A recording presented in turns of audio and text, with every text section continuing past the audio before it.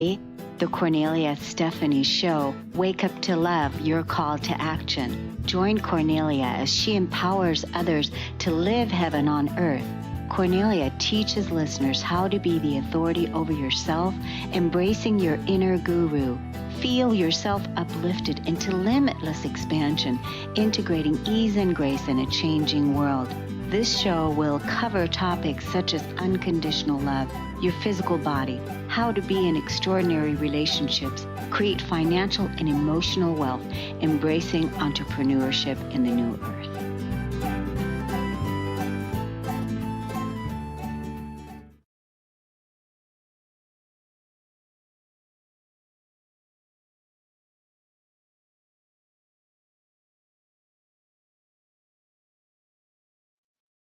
There she is.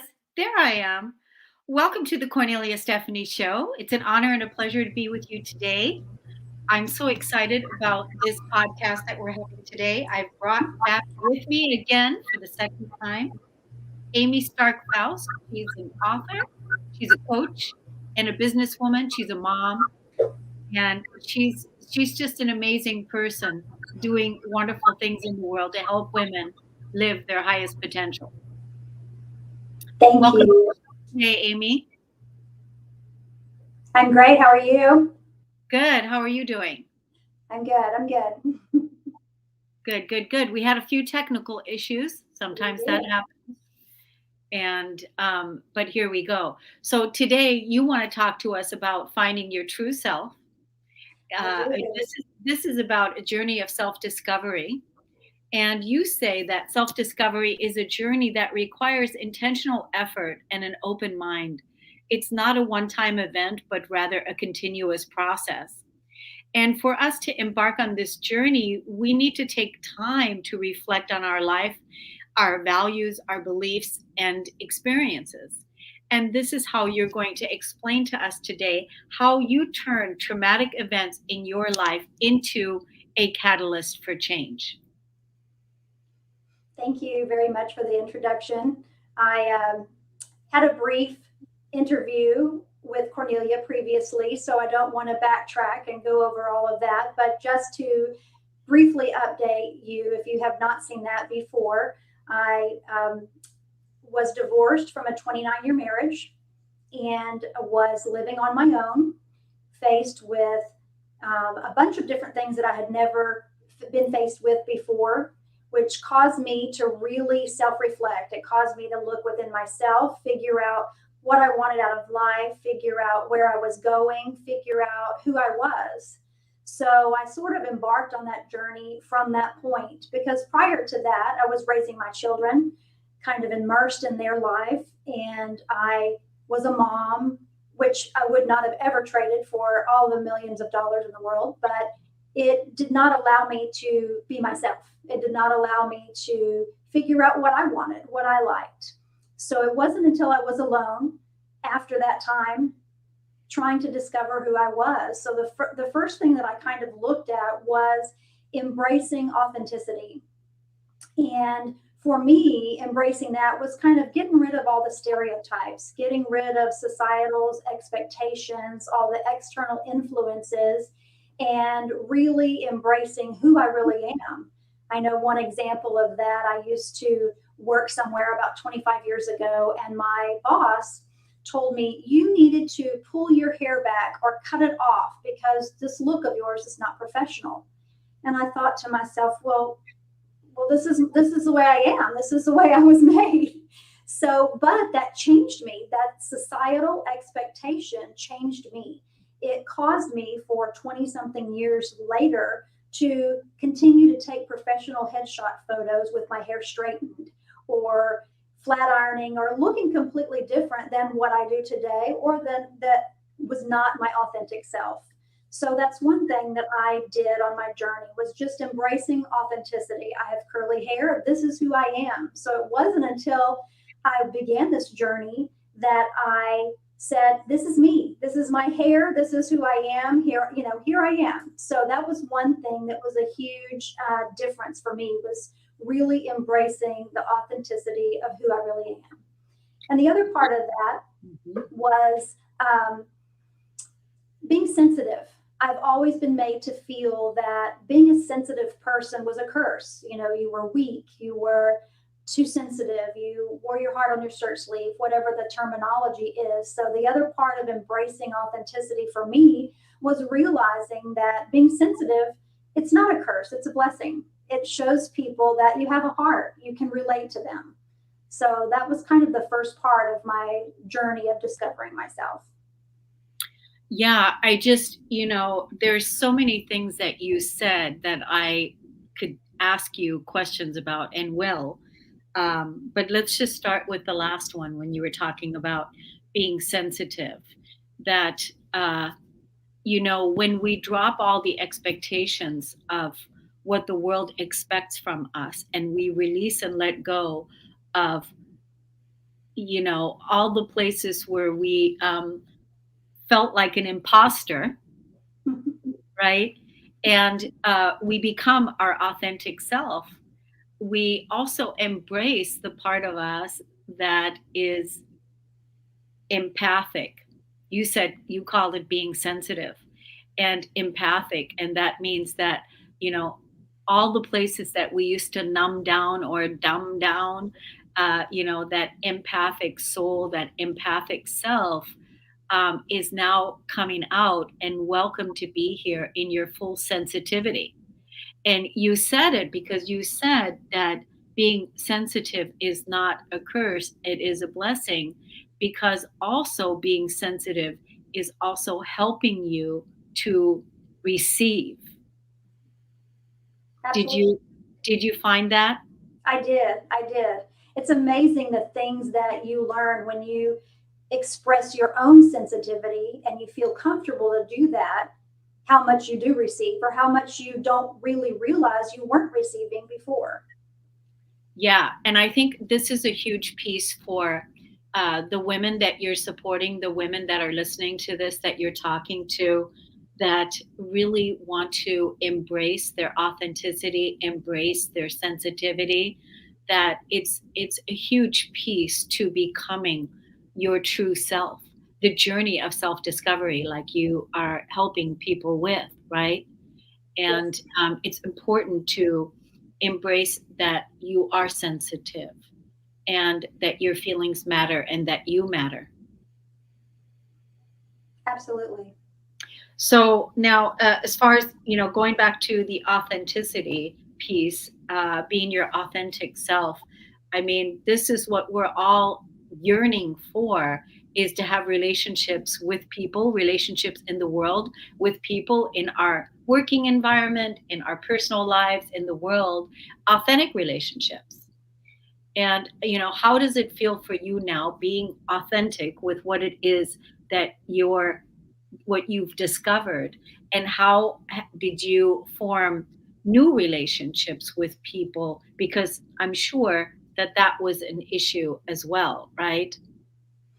It was a little bit, and at the beginning, I was very afraid. I was very timid to put yourself out there, so to speak, especially when you are in the corporate world and they view you as one particular way or one particular person. And now you are going to express how you really feel, or you're going to be vulnerable to allow people to see your sensitivities. And it's a frightening thought at first. You think, okay, what is someone going to think? What are they going to, how are they going to view me if they know that I'm really a sensitive soul instead of this person that's really strong and, rigid or whatever. And I have found that people appreciate that. Even in the work environment, I was able to mentor some younger people here in my office, and they were very vulnerable with me. And I was able to be vulnerable with them during the pandemic process. And this was in the process of the whole self discovery. And it really opened up doors, I think, where I was viewed as more approachable because I was being authentic. I was being myself. They were feeling comfortable enough to be themselves and talk to me about issues that they may not have talked to me about otherwise.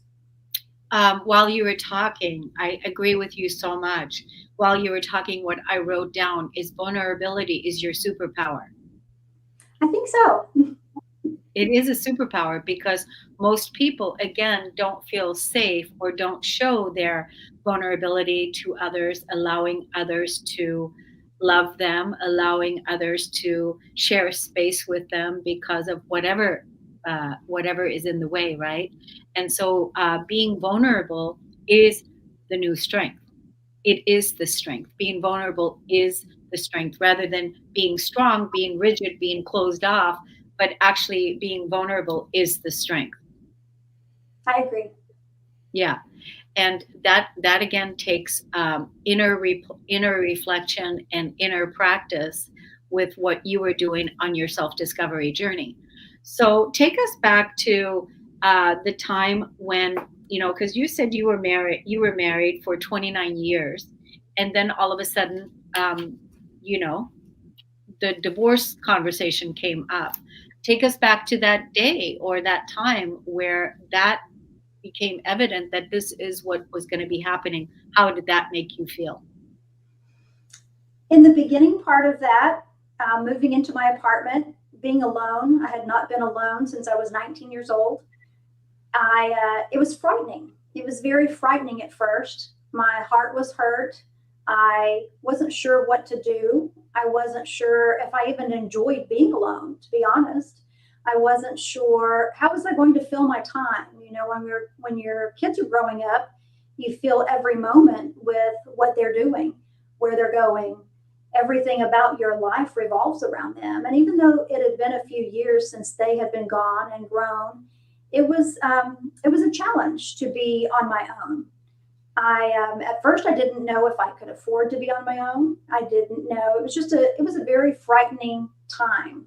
So you have to begin at that point saying, okay, if this is not working here, look inside yourself. Look inside yourself and figure out what changes can I make to affect change. What things can I do to remind myself that I'm human? What things can I do to figure out what I enjoy?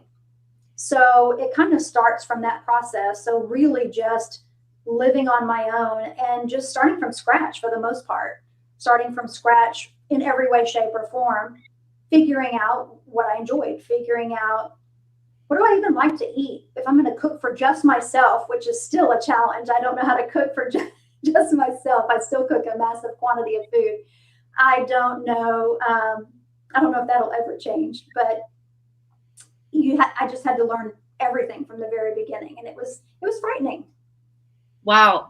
When you're talking like this, it makes me feel, because before being with your family, with your kids and your husband, you were always thinking of them first, of what do they want to watch? What do they want to eat? What do they like? And never asking yourself the questions, what about you? What about you? Like, what's your preference?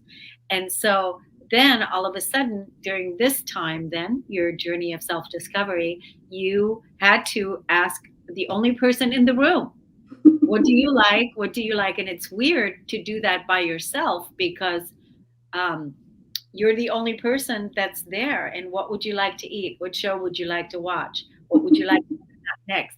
Finding out the things that you enjoy. So looking back now, do you see, like, how long have you been divorced now? I moved into my apartment at the beginning of 2020. So Okay. This is 2024. It's been 4 years since I began living on my own by myself in an apartment. And so has this been a blessing? It has been a huge blessing. It has been a huge blessing. Yeah. So did you fall in love with yourself? I did. I discovered so much about myself. It was crazy. And during the pandemic, when people were not traveling, I think I went to 8 different states and just started to do things that, as I've told you before, that set my soul on fire. I was afraid of heights, deathly afraid of heights. I haven't quite conquered that fear, but I went parasailing on the beach in Florida, and it was something that I forced myself to do. But then I enjoyed it. I said, oh, I want to go back and do this again. I want to do this some more. And since I've done some zip lining and I've done some other things to try to conquer that fear of heights, but it's not something that I would have challenged myself to do prior to discovering who I really was.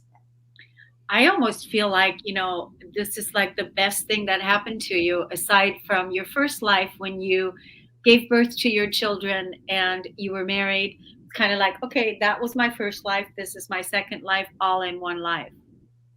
It is. It's kind of a new outlook to starting over. To this is my new life. This is what life looks like. And the other part of finding yourself too is navigating the life challenges.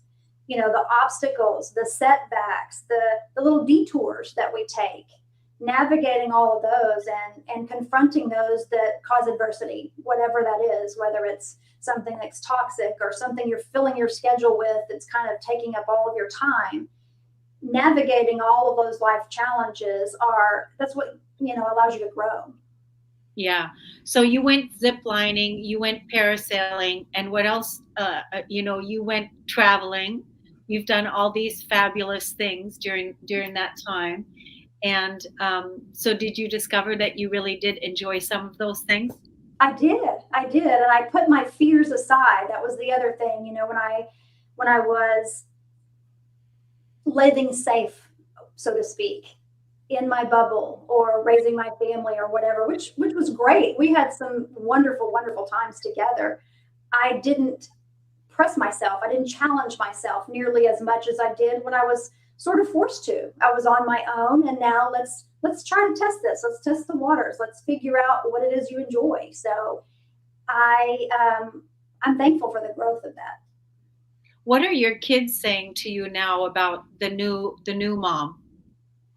Well, my daughter lives overseas at the moment, so it's very difficult for her to see. She does see that I'm very happy, that I was able to purchase my own home by myself right before turning 50.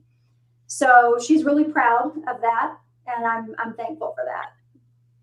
Yeah, and now you're showing her a whole another side of you that she doesn't even know yet, because you've just only discovered this yourself. And I always say that the most important relationship that we have in life is the relationship we have with ourselves, and then we get that relationship really juicy and loving, and then we bring that relationship to life and all that we relate with. Absolutely. And it Yeah. wasn't that I didn't love myself before, but I didn't, if that makes any sense. I felt like I loved myself. I felt like I was doing what I was supposed to be doing, what I was called to do at that moment in time. But when I was faced with being alone, I discovered, do I like myself? Do I know what I want to do? Do I all of the different things? So it was good. It was really good. Yeah.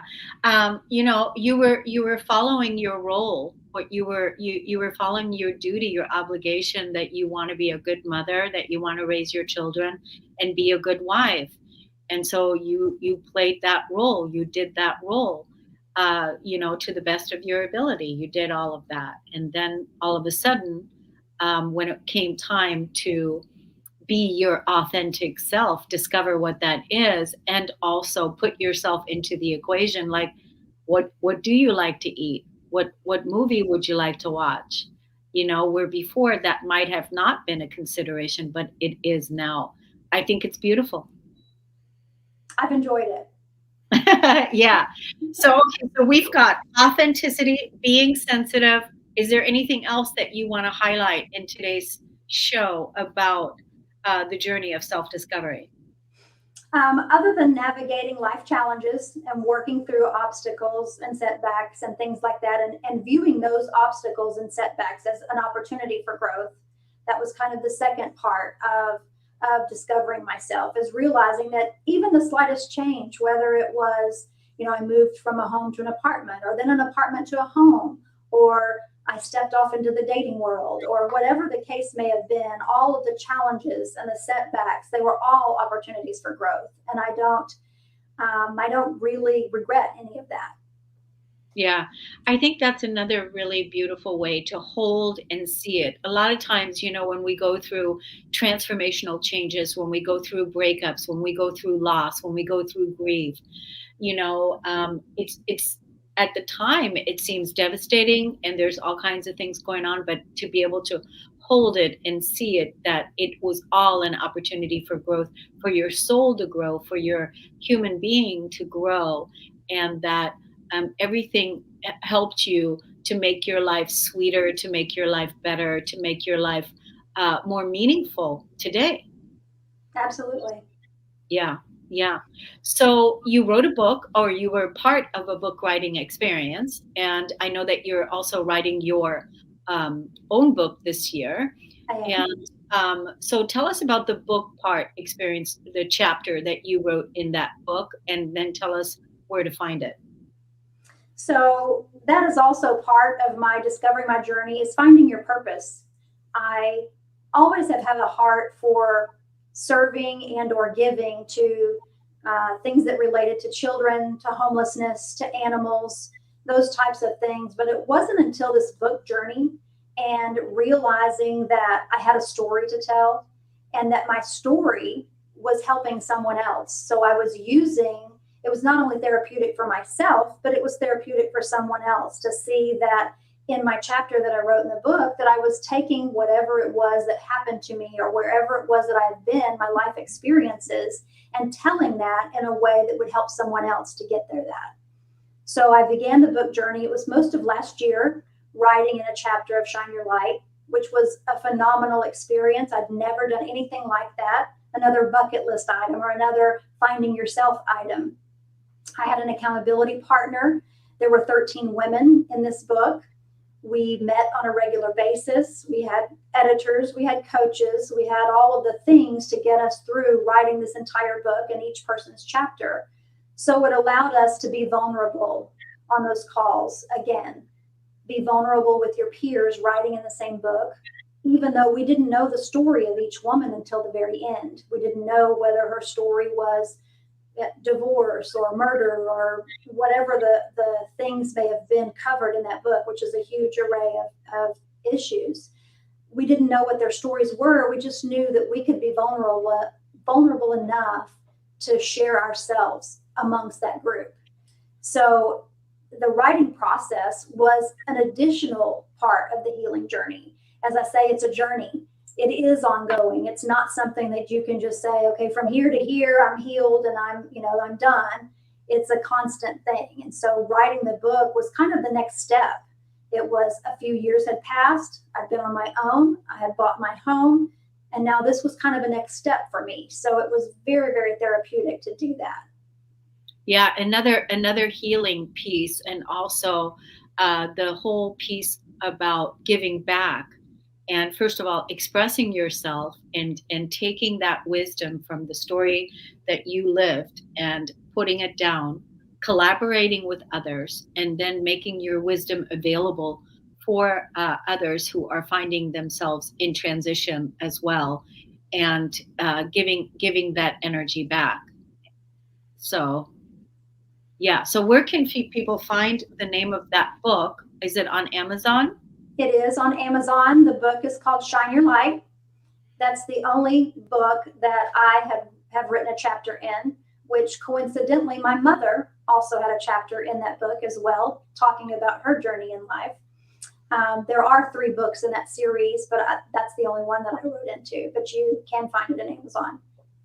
Good. It's called Shine Your Light. And what's your chapter called? Finding Your Purpose? Finding Your True Identity. Finding Your True Identity. Yeah. Well, I think that's really cool. And they can find it on. Say that again. I'm chapter 10 of that book. Ah, chapter 10. Yeah, got it. And so now you've got 4 years behind you now. You've done all the things. I hear you're in another wonderful relationship with a partner, and that's going well. It is. And so there's lots of wonderful, new, exciting things on the dock for you of what you're creating and doing.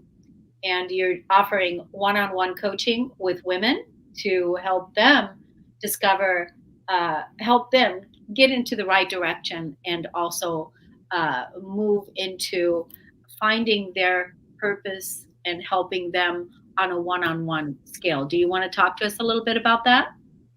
It's very new in its phase, but I am offering one-on-one coaching. I have a new website out there. I do also offer to speak to groups, small and large groups, do other podcast interviews as well. On the coaching front, I plan to offer one-on-one coaching, and then I will offer a series of maybe twice a month, go into 5 different areas where, like I just discussed, where we can help women get unstuck. First of all, if you're stuck and you don't know what to do, where you're going, get unstuck, figure out what it is that you enjoy doing, how you're going to get there, how you're going to get to a place of peace or healing, and discover your purpose. So I think that that's a start as far as what I'm going to offer in the coaching arena. Yeah, I love that so much. Amey, what you're doing, the fact that you've rediscovered yourself after you're, giving birth to your children, after your marriage and all of that, and you rediscovered yourself, and then you did all these fabulous things. I actually see even that in the future you'll be offering retreats for women. Maybe your whole group of women is going to go down and they're going to look at the parasailing. Maybe they're going to do the zip lining, and you'll have a 4-day retreat or something like that where you're helping women, because it's so important to really take this time to discover yourself. At this time on the planet, it's important to know who it is that you are, what it is that you enjoy, what it is that you love. And I'm glad that you're doing this, giving this service to the women in the world. I think it also applies to not just women who go through something traumatic. I think it also applies to those women, even the young women who are starting their careers, starting their marriage, or maybe they're not married yet, or maybe they're starting to plan a family.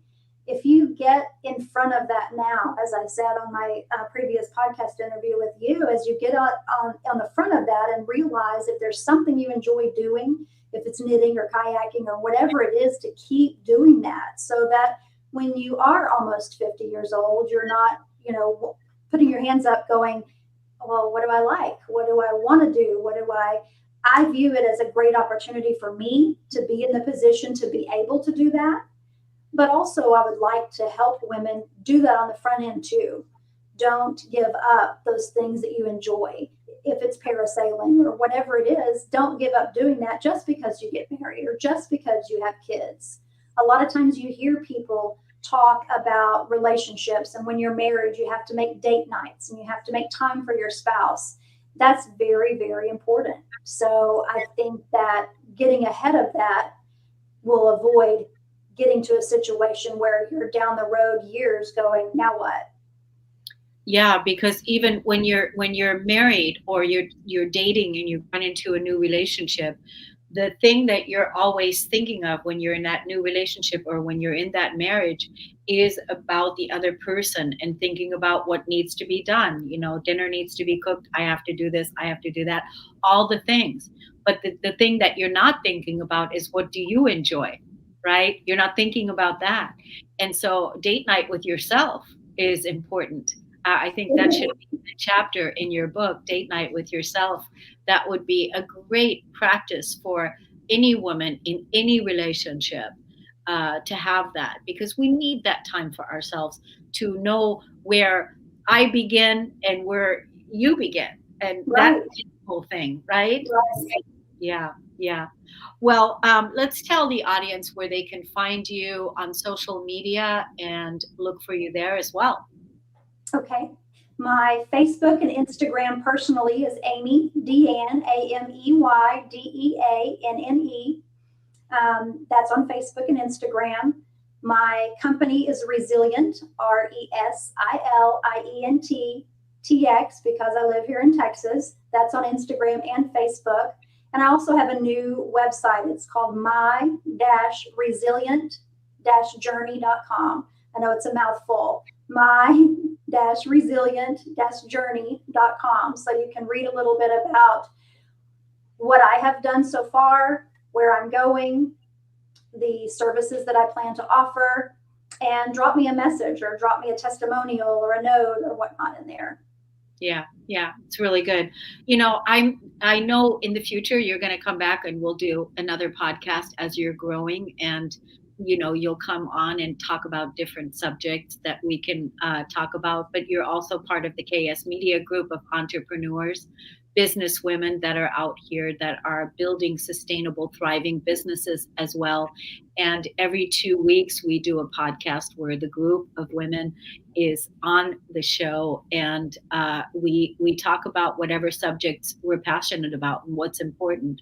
So I want to thank you so much for being part of the KS Media group of mastermind women of business in the world, and then also for coming on the show today. Again, Amey Foust is an author, businesswoman, coach, and she's here to help you discover your inner journey and also your authentic self and so many other ways to embracing the new you. How about that? Yeah. Thank you for having me. I really appreciate it. Yeah, it's wonderful. Thank you, everybody, for listening, and we'll see you again next time. Take good care. Bye-bye. Bye-bye.